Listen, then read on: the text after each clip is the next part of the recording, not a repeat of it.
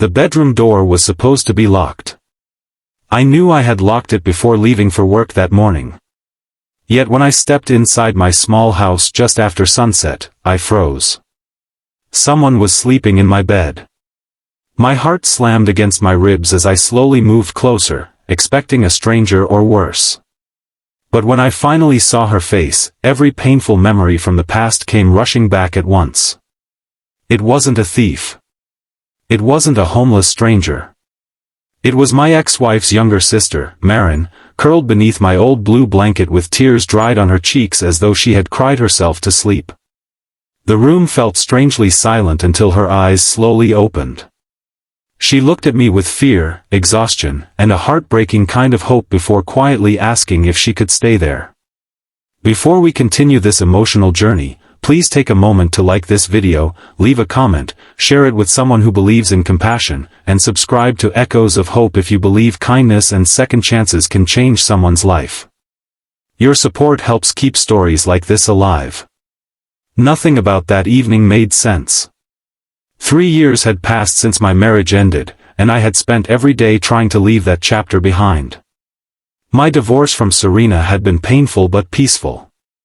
There had been no screaming, no revenge, only the slow realization that two people who once loved each other had become strangers living under the same roof. After signing the papers, we walked in opposite directions, promising never to blame each other. I believed that was the end of our story. Seeing her younger sister lying in my bed felt like someone had opened an old wound I had spent years trying to heal. Marin had always been different from the rest of her family. While everyone else rushed to judge people before knowing them, she listened first. She had been quiet, thoughtful, and always carried a gentle smile that hid more sadness than happiness. During family gatherings, she was often the one sitting alone with a book while everyone argued over things that no longer mattered. Even during my marriage, we rarely spoke beyond polite greetings. She respected boundaries, and so did I. That was why her sudden appearance inside my home made absolutely no sense. She looked thinner than I remembered. Dark circles rested beneath her eyes, and her hands trembled slightly as she sat up.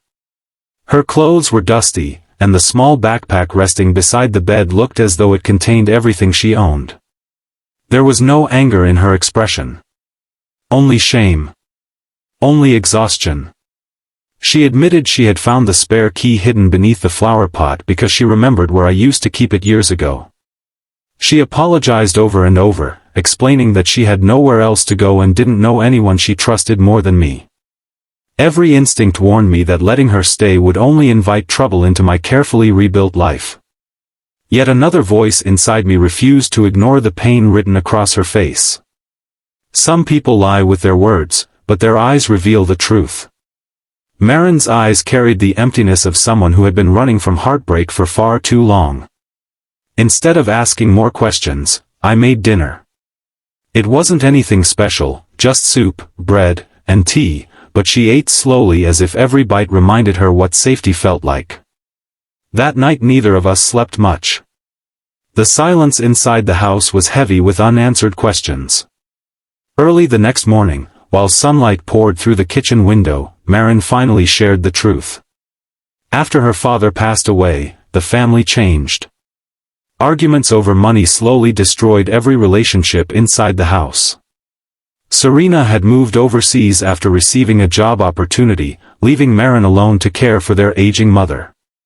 But when medical bills piled higher than they could afford, relatives disappeared one by one. The house was sold, debt swallowed everything they owned, and eventually Marin herself became homeless after losing her job at a small bookstore that had closed without warning. She admitted she had considered sleeping at a shelter but felt terrified. She remembered that despite the divorce, I had always treated people with respect. She knew arriving without permission was wrong, yet desperation often forces people to make impossible choices. As she spoke, I realized life had broken her far more deeply than anyone deserved. The days that followed felt strangely natural. Marin cleaned the house while I worked. She cooked simple meals from whatever groceries we had, and little by little the empty rooms no longer felt so lonely. There were no awkward conversations about the past. Instead, we talked about books, music, dreams abandoned years earlier, and the quiet hope that tomorrow might somehow be better than today. Still, the neighborhood noticed everything. Whispers spread quickly. People assumed the worst without knowing any part of the truth. Some believed I had secretly been involved with my former sister-in-law all along. Others claimed Maren had manipulated me. The gossip reached co-workers, old friends, and eventually even Serena herself. One rainy afternoon I received an unexpected phone call. Serena's voice sounded distant but calm. She asked whether the rumors were true. I told her everything exactly as it happened. There was a long silence before she quietly thanked me for helping someone she herself had failed to protect. She confessed she had become so focused on building a new life that she never realized how much Maren had been struggling back home. Her words carried deep regret. Before ending the call, she simply asked me to take care of her little sister until she found her feet again. That conversation changed something inside me. I stopped worrying about what strangers believed. Sometimes doing the right thing means accepting that people will misunderstand your intentions. Kindness rarely receives applause in the beginning. More often, it attracts suspicion before respect. Over the next several months, Maren slowly transformed. She found part-time work at a local library where her love for books finally had a home. The shy woman who had arrived frightened and broken began smiling again. She planted flowers in the front yard, repaired old furniture, and filled the house with quiet laughter that hadn't existed there for years. Watching someone rediscover hope became one of the greatest privileges of my life. One afternoon I found an envelope resting on the kitchen table. Inside was a handwritten letter thanking me for giving her something no shelter, no charity, and no amount of money could have offered. She wrote that I had given her dignity when she had none left. She admitted there were nights before arriving when she had almost given up on life entirely because she believed nobody would ever care whether she disappeared. Reading those words left me sitting in silence for a long time. We often underestimate how much a single act of compassion can save someone. As seasons changed, so did our relationship. It wasn't built on romance or obligation. It was built on trust earned one ordinary day at a time. We became family in a way neither of us expected. Sometimes healing doesn't come from finding new love. Sometimes it comes from discovering that kindness can rebuild people whose hearts have nearly stopped believing in tomorrow. One bright spring morning, Maren announced she had rented a tiny apartment near the library. Her first paycheck from a full-time position had finally made independence possible. Although I smiled and congratulated her, a quiet sadness settled inside me.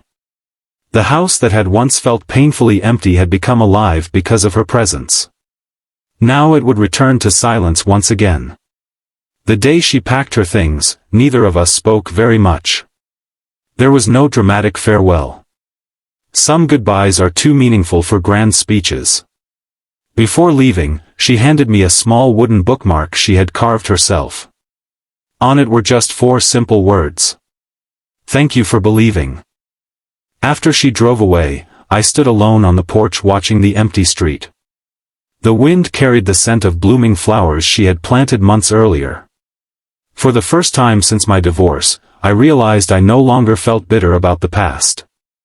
Pain had introduced me to someone who reminded me that compassion often arrives wearing unexpected faces.